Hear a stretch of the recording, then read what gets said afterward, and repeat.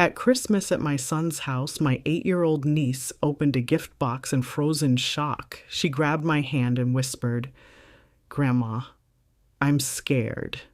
I looked inside. At first, the present seemed normal, but then I stiffened. My hands began to tremble, and 5 minutes later, I was on the phone with the police. I'm Charlene Booker, 72 years wise, proudly African American, and grandmother to a clan so lively the neighbors set their clocks by our laughter. My eldest, Marcus, hosted this year's celebration at his renovated Craftsman in Savannah. White lights draped the porch rails, nutmeg and ham perfumed the air, and every stocking bulged like it had secrets to spill. Marcus's 8-year-old daughter, my wide-eyed, curly-haired Lena, was the first to attack the stack of boxes under the tree. She found a medium-sized package wrapped in Emerald City green paper, no tag, just a silver bow. "Maybe from Santa," she giggled, tugging at the ribbon. The adults barely noticed. Eggnog and Motown distracted us. She lifted the lid, parted sparkly tissue, then froze. Her small hand shot out and clamped onto my wrist with surprising strength. "Grandma," she whispered, eyes shimmering not with wonder but dread. "I'm scared." My heart skipped. I knelt beside her. At first glance, the contents seemed harmless: a plush rabbit nestled among tissue, a smaller velvet box, and a white greeting card.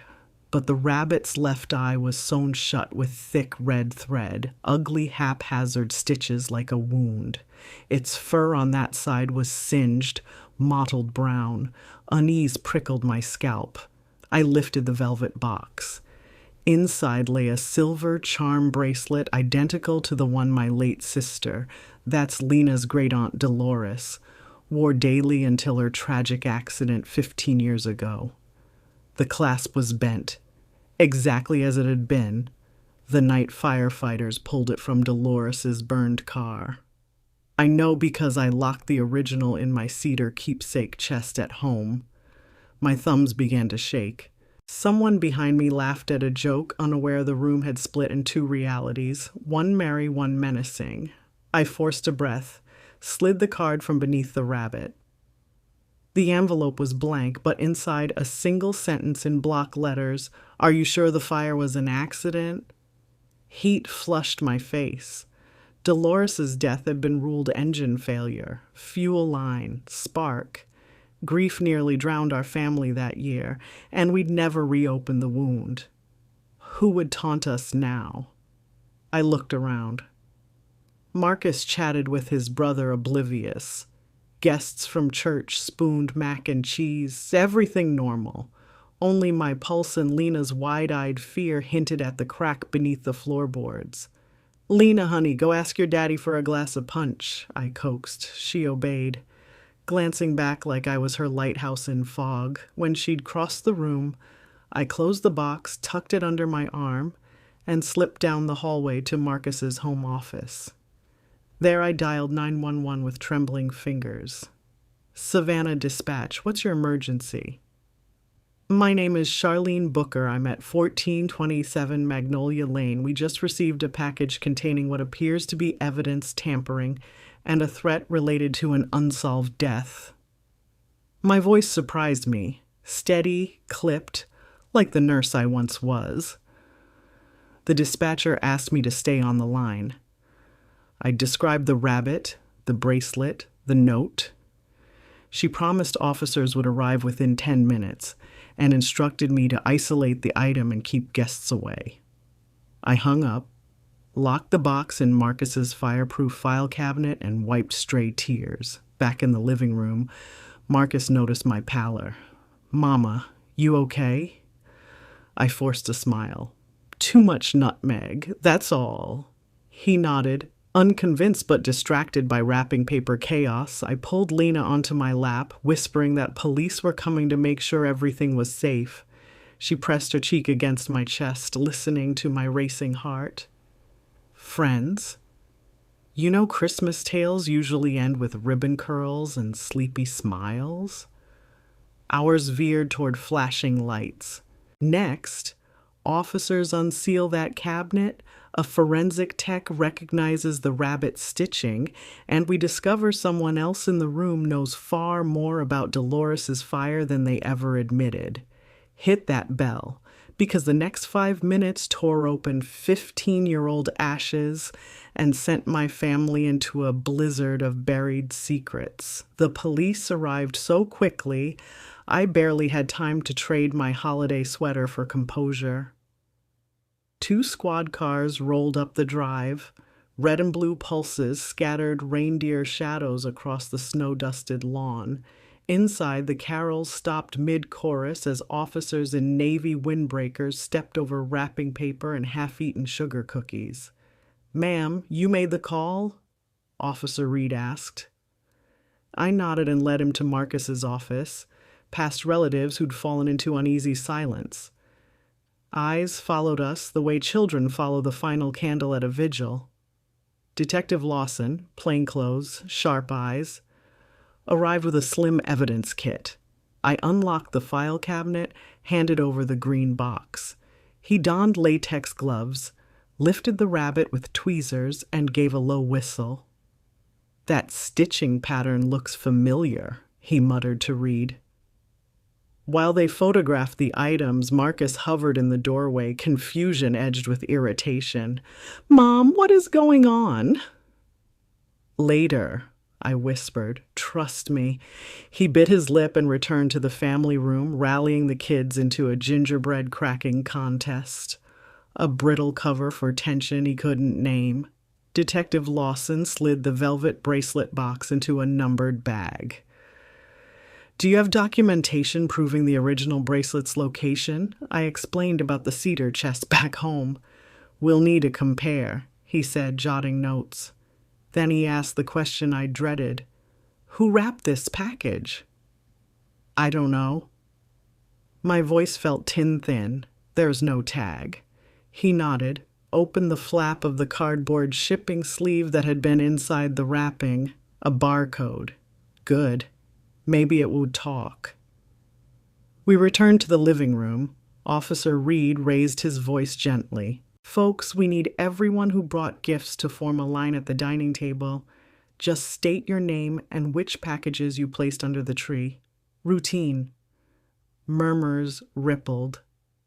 Marcus's church friends complied, listing mittens and toy trains.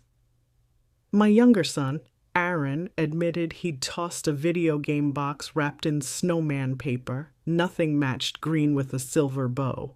At the end of the line stood Tanya, Marcus's new neighbor, invited at the last minute so she wouldn't spend Christmas alone. Her voice wobbled. I set a fruitcake under there. Red plaid wrap, gold ribbon." Detective Lawson thanked her, scribbling. He then requested phone numbers. No one objected, except Uncle Ray, Dolores's ex-husband, who crossed his arms. "What's the big deal over a burnt bunny?" The room inhaled. Uncle Ray hadn't spoken Dolores's name aloud in years.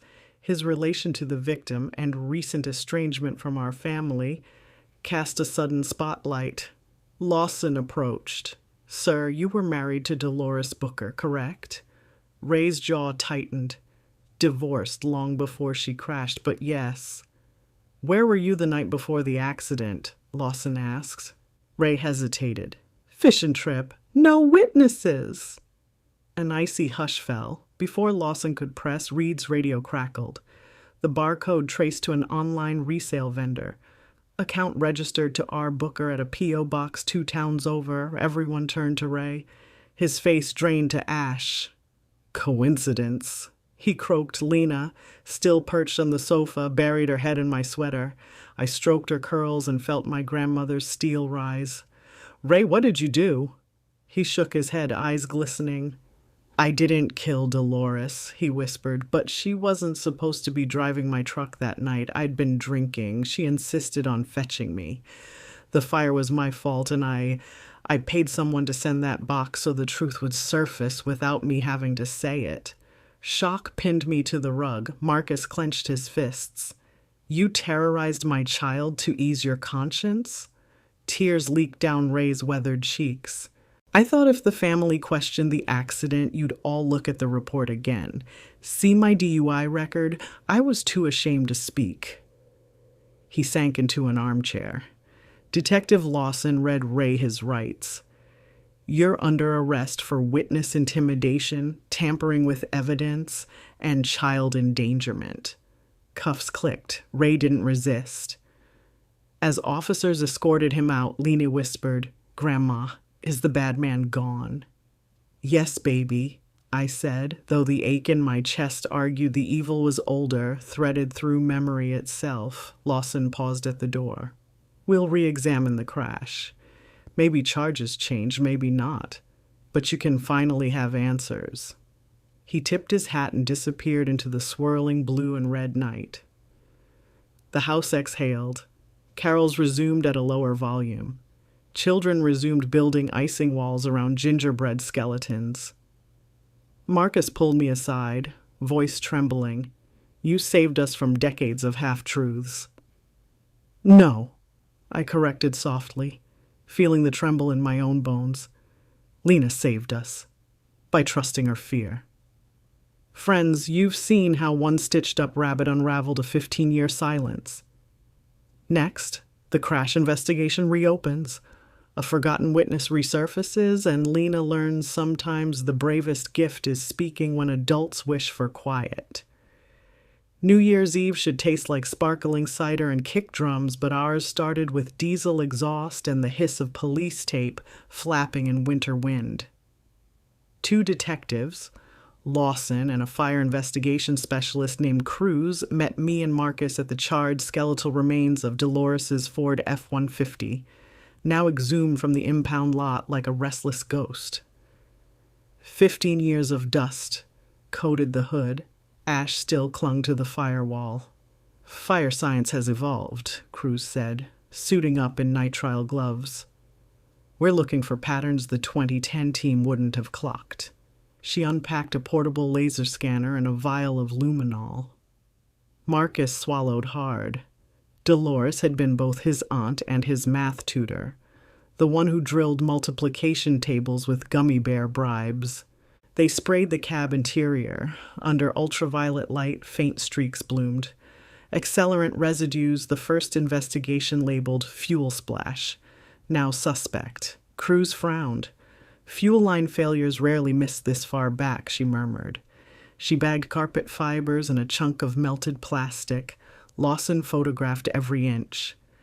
Back at the precinct, we met Assistant District Attorney Marissa Hale, sharp-eyed, mid-40s. She'd reopened the case the moment Ray's confession hit her desk.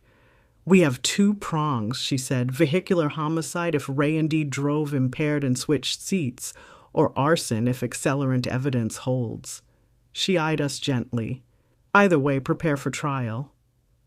Marcus clenched his jaw. "My kids need closure." Lena, home with Harold and her cousins, had peppered us with questions all morning. Why did Great-Uncle Ray lie? Did the bunny hurt Aunt Dolores? I promised answers we didn't yet have. Hale asked about Dolores's last hours. We recounted Ray's fishing trip call for a pickup, Dolores leaving our house around 9:30 p.m., the 11:10 Inferno on County Road. 12. New wrinkle. Hale found a witness statement, never followed up, by an elderly farmer, Edmund Sawyer, who'd seen a second vehicle idling near the scene. Sawyer's memory is foggy now, she warned, but let's try. We drove to Sawyer's farm, passing frost-silvered pecan trees. Sawyer greeted us with a handshake that felt like barn rope. Lawson showed the 2010 photo lineup. Sawyer squinted, tapped one picture. "That fella," he said, voice raspy, "was arguing with a woman near the truck. Couldn't hear words over my tractor." The photo? Ray's former fishing buddy, Clint Harrell, never interviewed after Dolores's death. Cruz checked Ray and Clint's phone logs. 6 calls the week before Dolores died, then none for 14 years. Clint now ran a small engine repair shop outside Augusta. A warrant for his truck's DNA swabs went through overnight. Meanwhile, Marcus and I faced Christmas fallout at home. Church ladies delivered casseroles, pausing awkwardly at the front door. Social media flared, crazed grandma calls cops on own brother-in-law. Someone leaked the note's photo. Conspiracy forums speculated Dolores's accident was tied to insurance fraud. Inside the house, Lena stitched her plush rabbit's missing eye with blue thread, refusing red. Blue means healing, she explained. She asked if truth always hurts. I told her truth can sting but lies infect. She nodded, solemn as a tiny judge.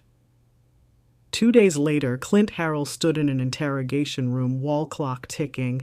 DNA from his truck bed matched fibers on Dolores's charred jeans. Under pressure, he folded. Yes, he'd ferried Ray home that night after seeing Ray stumble drunk at the lake.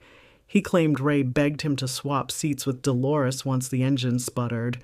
Didn't know about no accelerant, Clint insisted, tears pooling. Cruz believed him. Tests showed Ray's fishing gas can held traces of the same solvent in the truck cab. Ray, already in county jail, requested to amend his statement. He'd poured a splash from the can near the fuel line to get the truck started. He claimed delirious, drunken logic, no intent to harm Dolores. The DA eyed manslaughter charges over murder but emphasized, juries decide. Marcus spiraled between rage and sorrow. One night I found him in the garage, punching a heavy bag until his knuckles split. Aunt Dolores died because 2 grown men acted like scared boys, he snarled. I wrapped his hands, whispered that grief is an ocean. Fists don't empty it. Snow fell the morning Ray stood before the grand jury, blanketing courthouse steps like fresh stationery petitioning for a clean rewrite. Inside, wood-paneled walls hummed with fluorescent buzz and the uneasy rustle of potential justice. I watched from a narrow hallway pew, fingers tight around a thermos of mint tea. Marcus stayed home with Lena. She'd insisted on sewing a tiny blue heart onto the rabbit's chest for courage, and my son needed that quiet miracle more than the spectacle of indictment. District Attorney Hale began with forensics. Cruz's accelerant map glowing on a screen, tiny orange dots tracing a splash pattern unmistakably poured, not leaked. Then came Clint Harrell's confession clip, voice trembling as he described Ray stumbling, sloshing gas, begging Dolores to drive. Finally, Hale produced Lena's rabbit, sealed in plastic. Child endangerment isn't abstract, she told the jurors, rotating the distorted toy so red stitches caught the light. This is how trauma enters a living room. Ray's court-appointed attorney conceded reckless conduct but argued no intent to kill. Jurors filed out. 27 minutes later, they returned. True bill on involuntary manslaughter, evidence tampering, and terroristic threats. Ray's shoulders collapsed as deputies guided him away. Relief should have bloomed, yet an unease lingered, like hearing a chord resolve without its final note. 2 days later, Hale called, "Charlene, we found something in Dolores's old insurance file." A $250,000 accidental death rider added 6 months before the crash, beneficiary listed as M. Booker, my husband Martin, who died of a stroke 8 years ago. I felt the floor tip. Martin had always swatted away paperwork. I handled bills. I never signed that addition. Hale suspected forgery. She dispatched a fraud analyst, Mr. Ortiz, to our house. He compared the writer's signature to Martin's passport and medical forms. Loops off, pressure inconsistent. Definitely traced, Ortiz said. Only 2 people had lived with us then, me and Dolores, but Dolores wouldn't insure herself for Martin's gain. That left a darker possibility. Someone else forged both their names. I dug through file boxes until I found a crumpled carbon copy of the writer application, blank except for the agent's code, JW257. Cruz ran the code. It belonged to an independent broker, Janice Wade. Ray's high school girlfriend turned insurance rep. She'd moved to Florida a decade ago, but commission statements showed a hefty payout the month after Dolores died. Hale subpoenaed Wade. Over a choppy Zoom feed, she swore Ray asked her to clean up signature details because Dolores was out of town and paperwork was urgent. He said she'd approve. Wade claimed, eyes darting off screen. When pressed, she admitted Ray collected half her commission in cash. The last puzzle piece slammed into place. Plea negotiations commenced. Hale offered Ray 15 years with parole eligibility in 8, if he confessed to forging the insurance rider and endangering Dolores. Ray balked until Hale mentioned Wade's willingness to testify. He folded, voice flat. Yes, he'd upped the policy to cover his gambling debts. Yes, he'd forged signatures. No, he hadn't meant to start a fire, only scare Dolores into letting him drive. Gasoline, ice, and muffler sparks had written the rest. Sentencing day, the same snow lay hardened to crystal glare. Marcus held Lena's hand. She clutched the blue-hearted rabbit. In victim impact remarks, Marcus spoke first, voice steady, eyes watery, about multiplication tables and gummy bear bribes, about how fear doesn't pass away. It passes down unless confronted. I read a letter Dolores had written me the week she died, full of plans for summer road trips and new recipes. Judge Breyer listened, chin on steepled fingers, then pronounced 14 years, recommending alcohol treatment behind bars. Outside, cameras awaited comment. I lifted Lena onto my hip, her rabbit dangled by one ear. Justice isn't a holiday, I said. It's a season of hard work and honest stitches. Reporters scribbled, snow sifted onto notepads. That evening, back in Marcus's living room, we lit the fireplace Dolores never got to enjoy. Lena placed the rabbit on the mantel, blue heart facing out. Now he watches for lies, she declared. Marcus exhaled. The first breath unhitched by anger in weeks. New snow coated everything that morning. Mailbox flags, bare dogwood branches, the dented hood of Ray's old Chevy parked outside the county courthouse. Yet the air inside, where Ray Booker now stood before a grand jury, felt heavy as midsummer. 15 years after my sister Dolores died in what we all accepted as a tragic truck fire, the truth crept back in like smoke-seeking cracks. I sat on a hard hallway bench clutching a thermos of mint tea that had long since cooled, nerves fizzing in my calves. Detective Lawson and fire investigator Cruz waited beside me, confident but tight-jawed.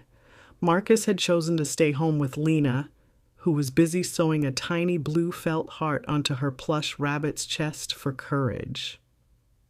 Behind double oak doors, District Attorney Marissa Hale, sharp as January frost, walked jurors through exhibits. Accelerant evidence. Cruz used a laser-mapped render of Dolores's Ford F-150 cab, orange dots marking gasoline residue well beyond any plausible fuel line spray. New chemical spectra pinpointed boat gas additives not common in truck tanks. Confession clip. Clint Harrell, Ray's fishing buddy, describing how Ray, sloshed to the gills, begged Dolores to drive him home, spilled gas near the firewall, thinking it'd help the engine catch, then swapped places before Clint followed them inland. The rabbit. Lena's one-eyed plush, now sealed in an evidence bag. Hale held it aloft. Red emergency room stitches glaring beneath fluorescent bulbs. This, she told jurors, is the face of generational trauma. A threat delivered to a child because an adult lacked the backbone to own his sins. Ray's public defender argued reckless stupidity, not malice, but the accelerator pattern, the forged text in the card, and Ray's own drunken fishing alibi eroded sympathy. Jurors filed out. 27 minutes later, they re-entered with a true bill on involuntary manslaughter, evidence tampering, child endangerment, and terroristic threats. Every count Hale requested. Deputies cuffed Ray. He didn't resist. Shame melted the starch from his shoulders. A single tear tracked across his winter rouge cheek. Relief should have tasted like cedar-smoked cocoa, yet unease lingered, fluttering behind my sternum.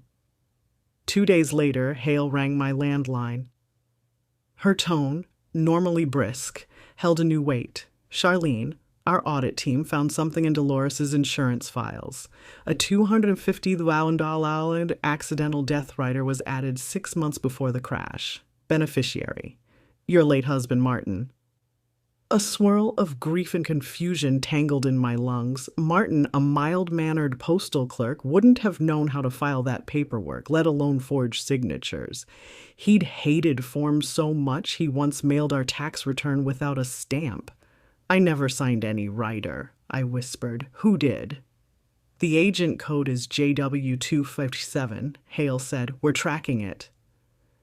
The next morning, Ortiz, a gray-haired fraud analyst with wire rim glasses, set up luminance lamps at my dining table.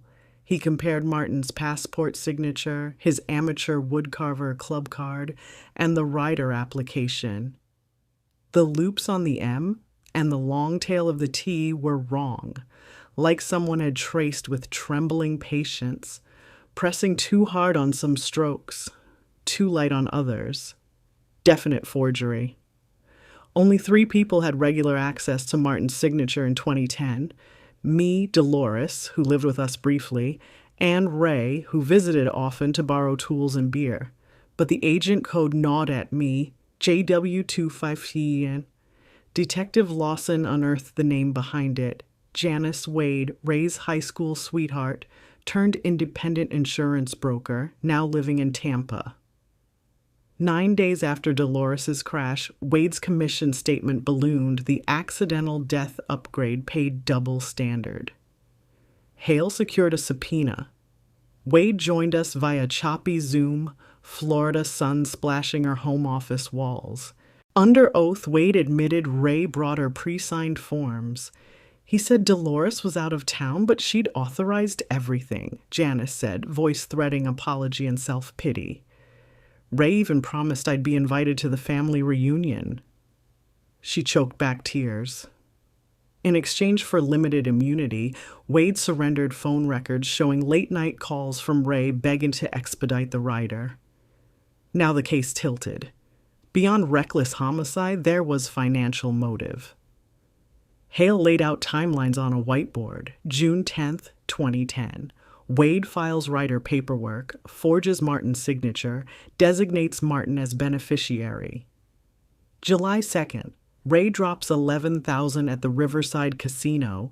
Crews produce security stills of Ray feeding $100 bills into gleaming slot machines. December 23rd. Bank statement shows Ray's loan for a fishing boat miraculously paid off in full. December 25th, Dolores's fatal crash. Every dot connected to gambling debt. Ray's fishing trip nights were cover for casino binges. Clint's interrogation filled gaps. Ray called him in panic around 8 p.m. Christmas night, slurring about fuel lines and going broke if this doesn't work. Clint assumed Ray meant the truck. If I'd known he rigged it, I'd have called cops, he sobbed. Ray, in county lockup, faced mounting evidence. Hale offered a plea. 15 years, parole eligible at 8 with mandatory alcohol rehab, restitution to Dolores's estate, and court testimony detailing the insurance fraud. Ray wavered until Wade's complete cooperation sealed his coffin. He signed, died January. Sunlight glared off courthouse ice as we filed inside. Marcus, Aaron, cousins, Dolores's choir friends. Lena wore a navy pea coat and clutched the rabbit, now sporting a bright blue heart, stitched precisely where the gaping red wound had been. She squeezed my hand. Great Uncle Ray told a big lie, she said, but we told a bigger truth. I kissed her forehead. The courtroom brimmed with spectators hungry for redemption or drama. Judge Breyer reviewed facts, then allowed victim impact statements. Marcus spoke first, voice quivering but resolute.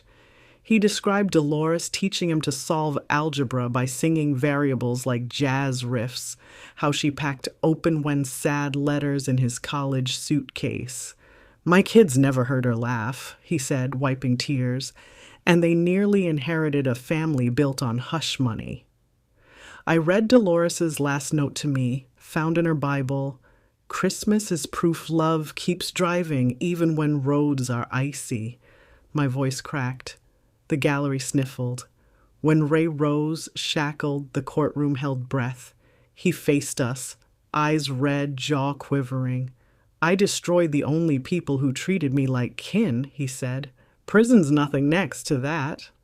Judge Breyer nodded grimly and pronounced the sentence, 14 years state, credit for time served, mandatory rehab, lifetime ban on insurance work, $250,000 in restitution redirected to a scholarship in Dolores's name for at-risk girls in STEM. Lena's rabbit pressed against the plexiglass evidence podium, blue heart glowing under overhead lights, symbol turned ledger entry. Relief settled unevenly, as if justice had patched but not polished. Hale invited Marcus and me to her office. One loose end, she said. The insurance company flagged a secondary contingent beneficiary line, left blank, but metadata shows someone typed then erased a name. Cruz's cyber team restored the ghost text. R. Booker Gr. Ray's estranged son, Robbie, who'd vanished to Texas years ago. Hale worried Robbie might contest restitution or sue for policy proceeds. We tracked Robbie to an oil field operation outside Midland. Surprised by our call, he swore ignorance and disinterest. Dad bet my college fund on cards, Robbie spat. Y'all keep the blood money? He emailed a notarized waiver, washing his hands. The scholarship launched that spring anyway. The Dolores Booker Future Engineers Fund. 20 applicants vied for the inaugural $10,000 award. 8 went to black girls from rural counties. The ceremony at Savannah Tech gleamed with sobs and flashes. Cruz attended, badge on her belt, remarking how irony can rescue futures. Local news latched onto Lena's rabbit. A human interest segment aired. Child's toy helps reopen cold case. Soon, blue heart bunnies appeared in shop windows. Teachers use them to discuss telling safe adults when something feels wrong. Second-grade art projects at Lena's school stitched felt hearts onto plushies for shelter kids. Mayor Ortiz proclaimed March 15th, Speak Up Day. Lena cut a ribbon outside City Hall, rabbit in arm. She told reporters, being brave means talking, even when your voice shakes like jello. Viral clips flooded TikTok, no blue heart bunny trending. Grief metamorphosed inside Marcus. He joined a local boxing gym, channeling rage into footwork. One Friday, he asked if I'd join him. We punched heavy bags together, sweat merging with tears. Between jabs, he confessed survivor's guilt. Mom, I left Dolores's last voicemail unanswered. Too busy with spreadsheets. I told him grief is not a ledger. Love doesn't require balancing. He started volunteering at the scholarship committee, teaching algebra workshops. Watching him draw equations on a whiteboard in honor of Dolores felt like sunlight through storm cloud cracks. Christmas Eve came again. The living room, scrubbed of last year's dread, pulse with carols and cinnamon. Before gift time, Lena presented a small box to Detective Cruz. Inside, a miniature rabbit with a gold heart. For your courage, she said. Cruz blinked back tears, pinned it beside her badge. Later, Marcus handed me a wrapped parcel. Green paper, silver bow. My breath caught. Inside lay a framed print of Dolores's college graduation photo, beneath it a plaque. 15 years was too long for silence, but not too late for love. Tears blurred my vision as the family gathered for a photograph. Lena in front, rabbit and all. Friends, ash can choke or fertilize. This year, we chose soil. From one-stitched bunny bloomed scholarships, speaking days, and a family willing to stand in every painful truth light. If you're clutching secrets wrapped in fear, remember Lena's lesson. Blue thread heals, voices rescue. February sunlight spilled through the windows of Savannah Technical College, striping the auditorium seats where 20 teenage girls fidgeted with ribboned name tags. They were the inaugural cohort of the Dolores Booker Future Engineers Fund, each clutching a portfolio containing a tuition voucher, a calculator, and a Blue Heart bunny pin. I sat in the back row, heart pounding the way it had at Dolores's own graduation long ago. Marcus stood on stage adjusting the mic, sweat darkening the collar of his dress shirt. What he'd once called survivor's guilt had alchemized into purpose, and today he would speak it aloud. He began by writing a single equation on a whiteboard, FMA, then turned to the audience. Force equals mass times acceleration, he said, voice steady. My Aunt Dolores taught me that at this very age, using potatoes and toy cars, she believed every girl deserved the physics of possibility. He paused, letting the silence soak. You carry her scholarship, but more important, you carry your own potential. Don't wait for permission. Calculate it. The girls applauded. Some wiped tears. In the wings, Detective Cruz pinned her gifted gold heart bunny next to her badge and whispered, she'd be proud.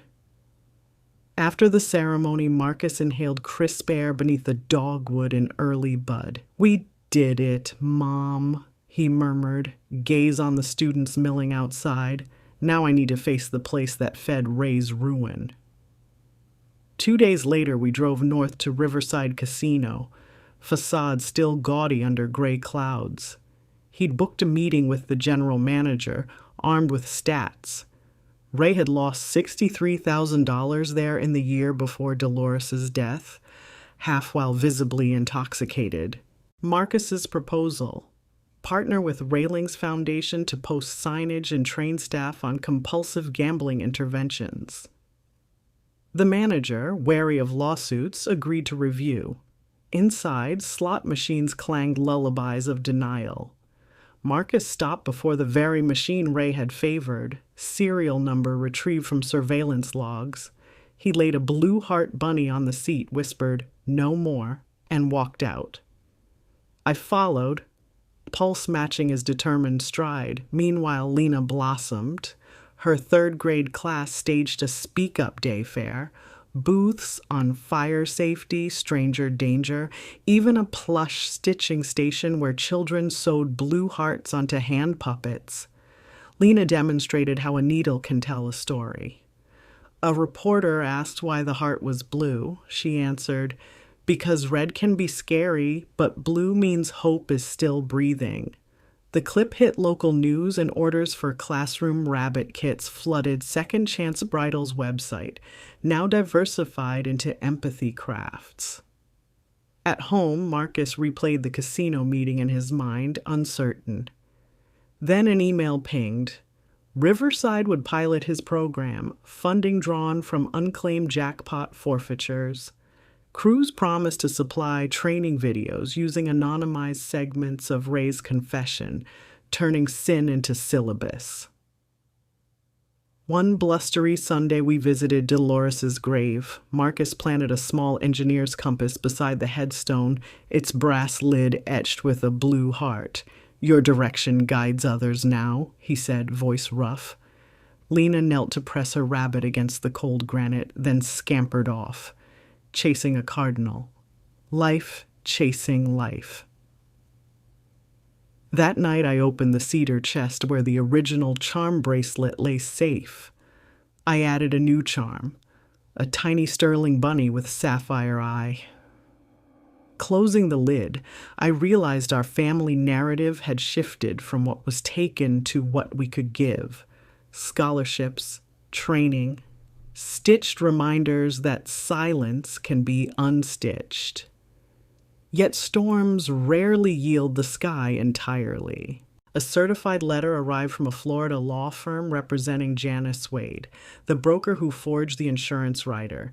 She faced her own state investigation and sought a character statement, claiming she too was Ray's victim, coerced by threats of exposure over old tax fraud. Marcus's eyes narrowed. She wants redemption on our letterhead. We debated for hours. Compassion argued that complicity born of fear deserved a pathway back. Justice argued that choices echo. In the end, Marcus drafted a conditional endorsement. We would support leniency only if she donated half her remaining commissions to the scholarship fund and produced a video apology for training modules. Wade's attorney balked. Negotiations hung unresolved. I tucked the unsigned letter under a fridge magnet, tomorrow's weight. For tonight, I watched Lena fall asleep clutching a rabbit, blue heart gleaming faintly in nightlight glow, and I understood that redemption, like engineering, is iterative design. Test, fail, reinforce, retest. Railings are never one and done. They require sanding, sealing, checking for splinters each season. Marcus exhaled beside me on the hallway rug. Casino said yes. Students said yes. Maybe that's enough. I shook my head gently. Enough is a moving target. We keep moving. He nodded, eyes reflecting hallway shadows and something brighter. Acceleration. The morning Wade's lawyer called again. Rain stitched gray lines across my kitchen window like a Morse code of unfinished business. Miss Booker, he sighed, my client accepts your terms.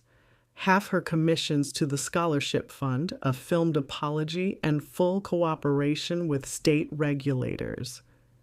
Marcus, standing nearby with a mug of chicory coffee, let out a breath he'd been holding since Christmas last year. Send the paperwork, I said. We'll countersign by noon. Within hours, Wade's wire hit the Dolores Fund account, $86,000. Savannah Tex Bursar emailed an emoji-laden thank you. Marcus forwarded the receipt to Ada Hale, who replied with a single thumbs up. GIF. Justice in the digital age can be oddly casual. Wade's video apology arrived next. Recorded in a plain office, daylight washing color from her cheeks, she admitted forging signatures, explained how Ray threatened to expose her past tax fraud, and urged brokers to verify all signatories. Cruz edited the clip into the casino's training module, the Blue Heart Rabbit logo floating in the corner like a quiet sentinel. That same week, the scholarship committee met to review progress reports from the 20 recipients. One file caught my eye. Amaya Fields, age 16, dual enrolled in high school and college physics. Her update included a scanned notebook page, rough sketches of a foldable wheelchair ramp mechanism captioned, inspired by Dolores Booker's 1999 spiral bridge patent draft found in archives. My pulse quickened. Dolores had drafted designs for a collapsible pedestrian bridge but died before filing. Amaya had discovered the sketches in the engineering department's cabinet labeled Inspirations. She'd reverse engineered the geometry, adapting it for wheelchair access on city buses. Marcus and I visited Amaya at the campus lab. She demonstrated a 3D printed model that clicked open like an accordion. Your aunt's equations were perfect, she said, adjusting safety goggles. I just changed scale and materials. Marcus's eyes glistened.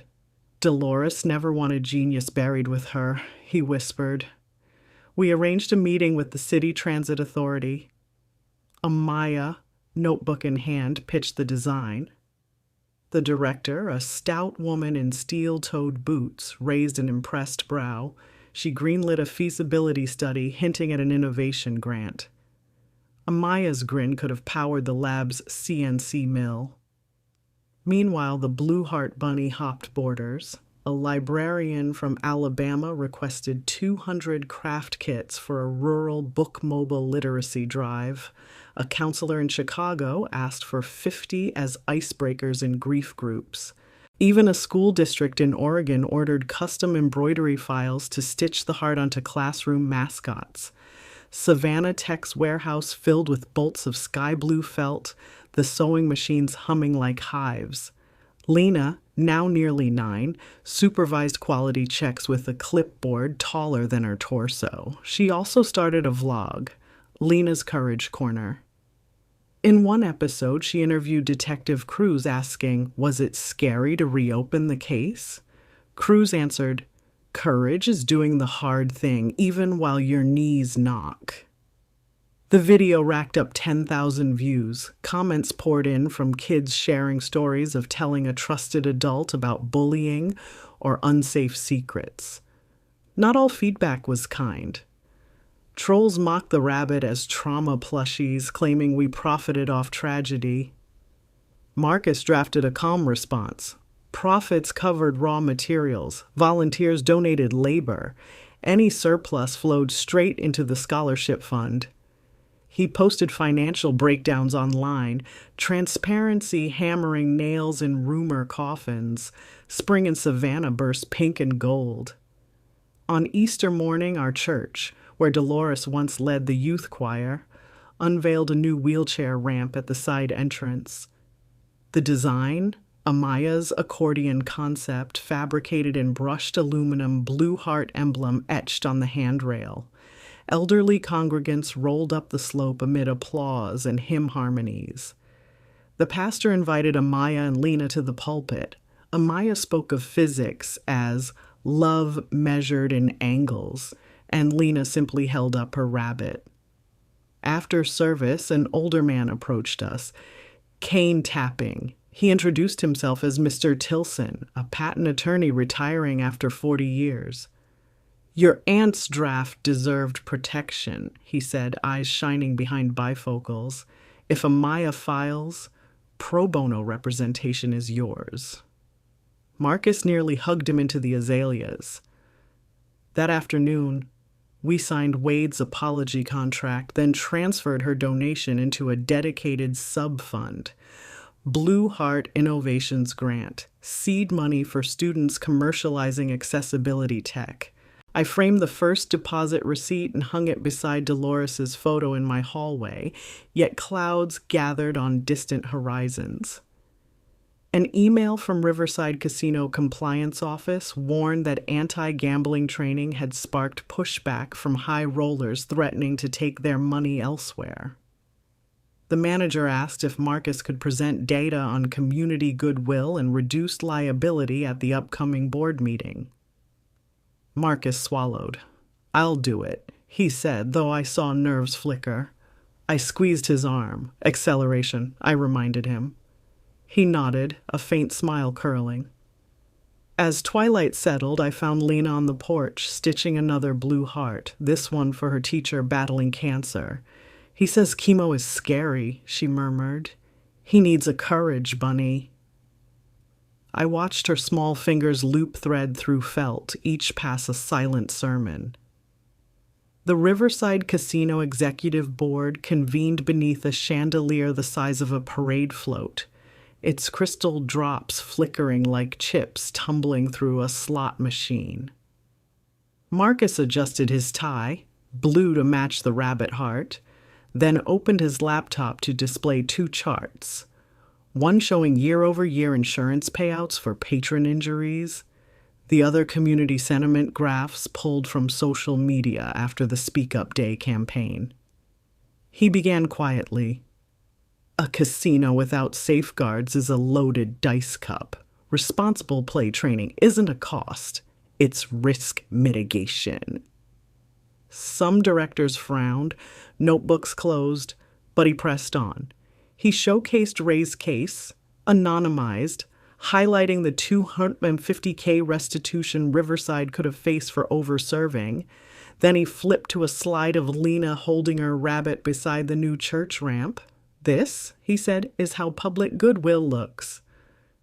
A younger board member, Miss Cho leaned forward, murmuring to the CFO.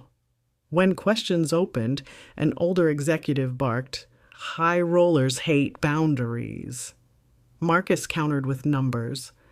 After 7 Midwest casinos installed similar programs, VIP revenue dipped 2%, but legal liability reserves fell 23%. Ms. Cho spoke up. "I move we pilot the training for 90 days. After tense whispers, the motion passed 5-3. When Marcus exited, knees jelly, Ms. Cho slipped him a card. "Your data sold it. Expect media." In the parking lot, he phoned me, voice shaking with exhilaration.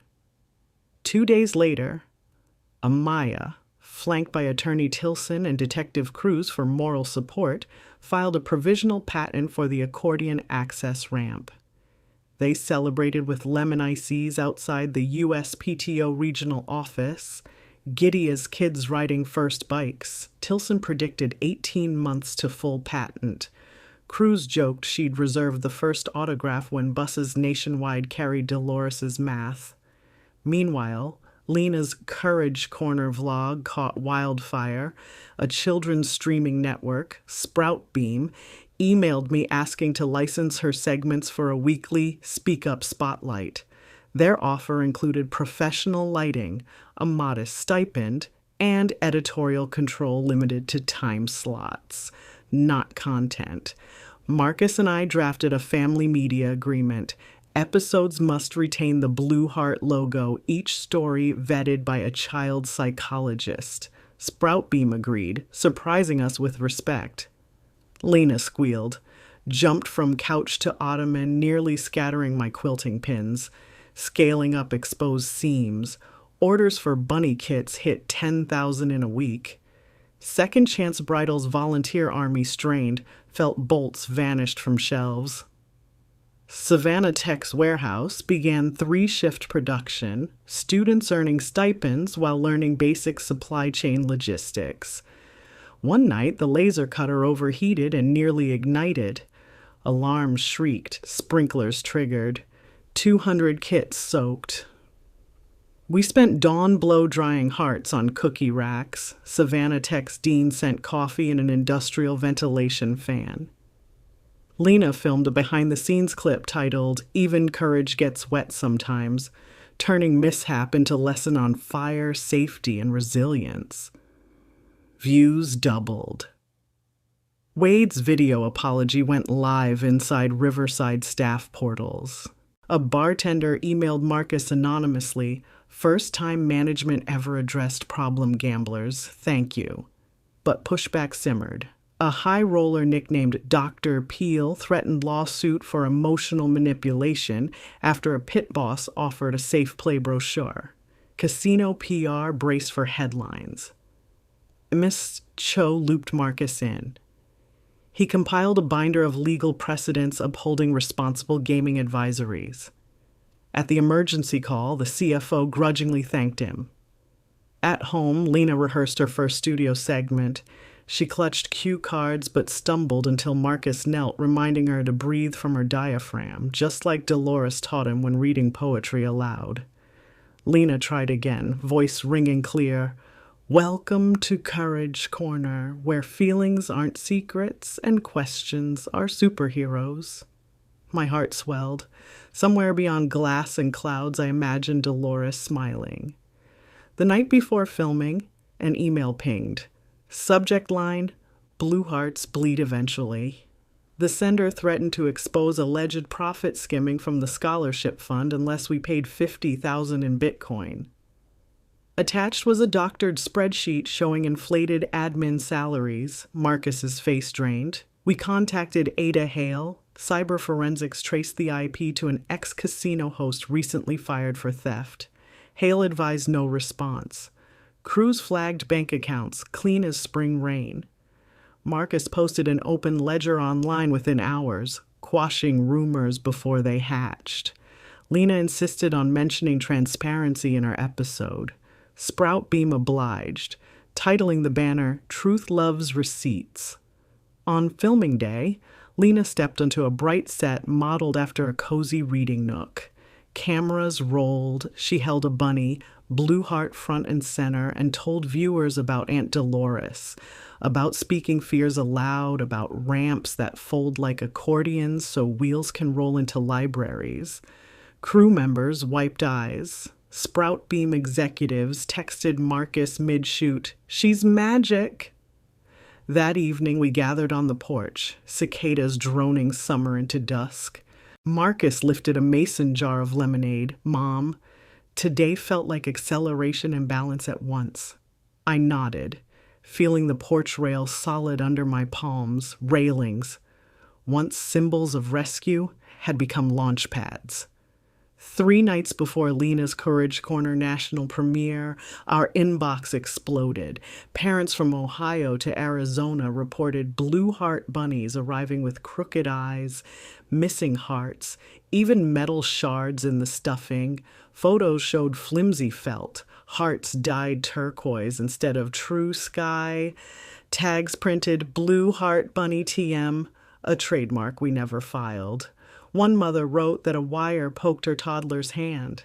Panic prickled my scalp. Marcus convened an emergency video call with Detective Cruz, Ada Hale, and Sprout Beam lawyers. Cruz traced Amazon listings to a shell vendor in Nevada. Hale recognized the account holder, Dr. Peel, the disgruntled high roller who'd threatened the casino.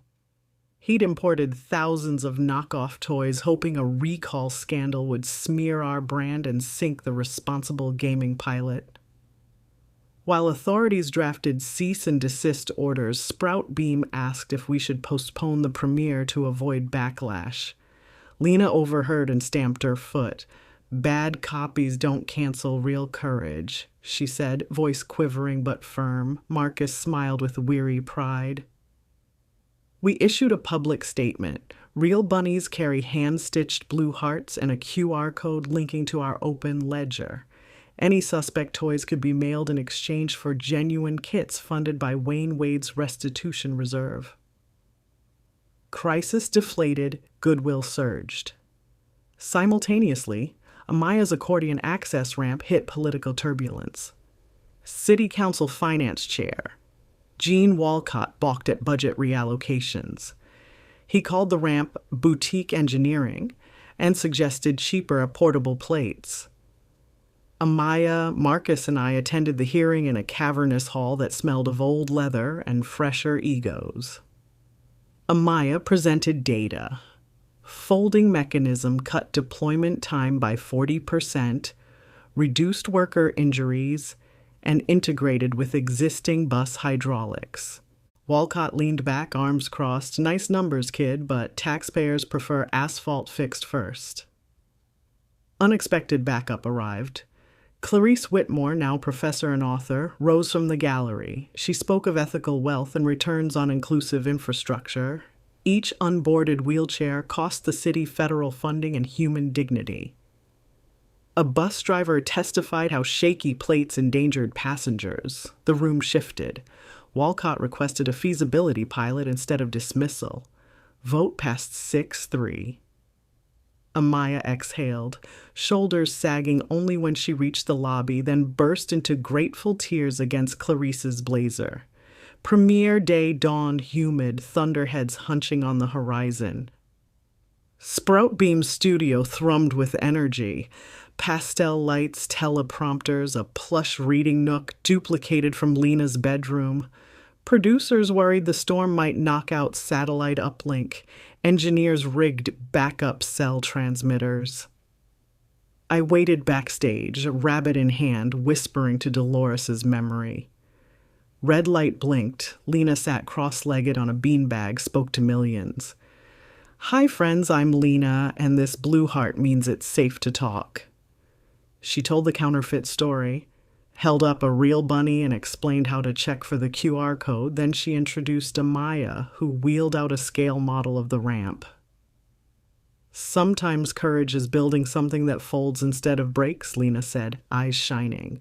Broadcast software tallied real-time comments. Hearts cascaded like virtual confetti. Mid-show, lightning cracked, lights flickered. Backup transmitters kicked in. Lena didn't flinch. She led viewers through a deep breath exercise. When storms rumble, we ground ourselves. Production crew following along. Feed stabilized. Ratings later showed the segment peaked at 2-3 million households. That night, counterfeit listings vanished.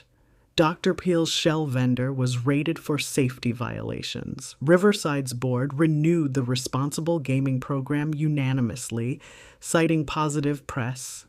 Cho emailed Marcus, "Your data plus heart saved us again." 2 weeks later, under Peach Pink Dawn, the first full-scale accordion ramp deployed beside Bus 340 Mbana Maya, wearing a hard hat stickered with a blue heart, pressed a button, aluminum panels unfurled with a soft hiss, a grandmother in a motorized chair rolled aboard. Tears sparkling, reporters snapped photos. Councilman Walcott conceded the pilot's success on record.